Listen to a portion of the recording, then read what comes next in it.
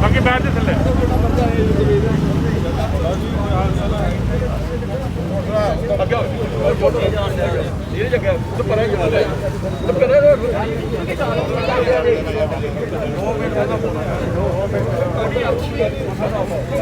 गिराना बंद करो, बंद करो, बंद करो। राजस्थान में जगह देना बंद करो, बंद करो, बंद करो, राजस्थान में दिल्ली सरकार को गिराना बंद करो, बंद करो, बंद करो, दिल्ली सरकारों को गिराना बंद करो, बंद करो, बंद करो। लोकतंत्र बचाओ, देश बचाओ, देश बचाओ, देश बचाओ, देश बचाओ, किसान बचाओ, देश बचाओ। जमहूरियत का कत्ल बंद करो, जमहूरियत का कत्ल बंद करो, बंद करो, जमहूरियत का कत्ल बंद करो, बंद करो, जमहूरियत का कत्ल बंद करो, बंद करो, जमहूरियत का कत्ल बंद करो, बंद करो। संविधान बचाओ, देश बचाओ, संविधान बचाओ, देश बचाओ, संविधान बचाओ, देश बचाओ। संविधान बचाओ।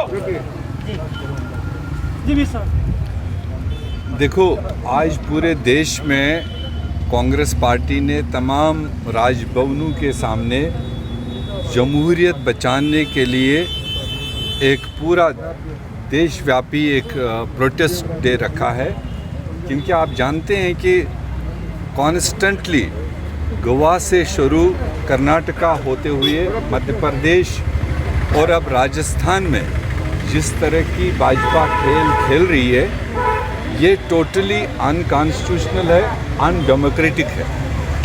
लोगों का अधिकार है अपने नुमाइंदे चुनना, अपने सरकार बनाना, और जो सरकार पूरी मेजॉरिटी के साथ बनी हो और उसको 5 साल लोगों की खदमत करने का मौका दिया जाना चाहिए। मगर जिस तरह से देश में भाजपा ने सारे कायदे कानून बालाए ताक रख के जो गवर्नर्स का रूल हुआ करता था उसको कम्प्लीटली बीजेपी का अड्डा बना दिया गया, और जो पीछे बीजेपी तय करती है और इम्प्लीमेंट राजभवनों से कराया जाता है। आप राजस्थान की मिसाल ले लीजिए कि वहाँ चीफ मिनिस्टर अपनी कैबिनेट के ज़रिए गवर्नर को लिखते हैं कि मुझे असेंबली सेशन बुलाने की ज़रूरत है, और इसमें स्टेट कैबिनेट और गवर्नर के बीच में आज तक 70 साल में किसी तीसरे एलिमेंट का कभी रोल ही नहीं रहा।